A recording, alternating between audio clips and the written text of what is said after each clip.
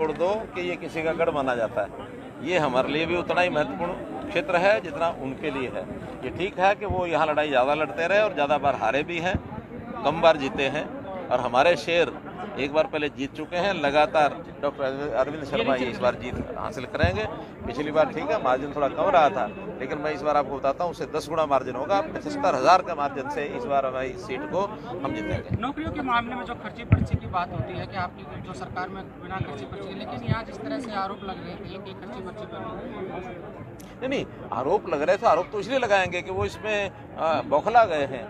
यानी जितनी नौकरियां उनके समय में कभी चाहे वो कैसी भी दी होंगी, उन्होंने खर्ची से दी होंगी, पर्ची से दी होंगी, भाई भतीजावा से दी होंगी, लेकिन हमारे बिना पर्ची खर्ची के भी ट्रांसपेरेंट तरीके से योग्यता के आधार पर मैं दावे से कह सकता हूं कि इस इलाके में पिछले 10 साल में वो भी निकाल लें और हम भी निकाल के बताते हैं। हमारे जो समय में गरीब लोगों को उनकी नौकरियों से ज़्यादा नौकरियां मिली हैं, और एक एक परिवार जिसके घर में कोई नौकरी नहीं थी, कम से कम 60% नौकरियां तो उन लोगों को गई हैं। यानी आखिर हमने गरीब के उत्थान के लिए अंत्योदय की भावना से काम किया है। कोई क्षेत्र इसमें अछूता नहीं है। ऐसा ही जैसे आज उदाहरण दिया हमारे चौधरी साहब ने, कृष्णमूर्ति जी ने, कि सांगी गाँव में कोई एक्सेस नहीं था और कितने तीन एक्सेस केवल सांगी गाँव तो उनका अपना है। तो इसलिए मित्रों ये सारी चीज़ें तुलना करती है, लोग सब जानते हैं, तो इसलिए इसका एक बहुत बड़ा असर है। कल मैंने इस इलाके के कुछ युवकों को बुलाया था, उन युवकों ने खड़े होकर के एक समर्थन किया था, यानी हाथ खड़े करके कि हम जो है इस बार हम वो जो परंपरागत तरीके थे जातिगत पॉलिटिक्स से ऊपर उठ करके और इस बार अपने कैंडिडेट को भारी मतों से जिताएंगे। ये कल का ही वाक्य है, कल आप लोग भी थे वहाँ। इसलिए ये मित्रों अब विषय बदल गया है।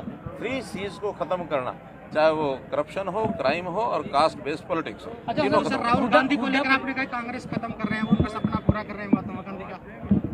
मैं तो कह रहा हूँ कि अगर भारतीय जनता पार्टी को आगे बढ़ाने में दूसरे नंबर पर मुझे किसी को रखना हो नरेंद्र मोदी जी के बाद, तो उन्हीं को रखता हूँ। अच्छा सर, हुड्डा परिवार एक ही बात कहता है, कोई भी जनसभा में वो कह रहे हैं कि ये रोहतक लोकसभा हॉट सीट है और इसका रास्ता दिल्ली भी जाता है और चंडीगढ़ भी जाता है। नहीं तो सब जगह का रास्ता चंडीगढ़ और यानी दिल्ली जाता है। उनको हमने दिल्ली भी भुला दी है और उनको हमने चंडीगढ़ भी भुला दी है।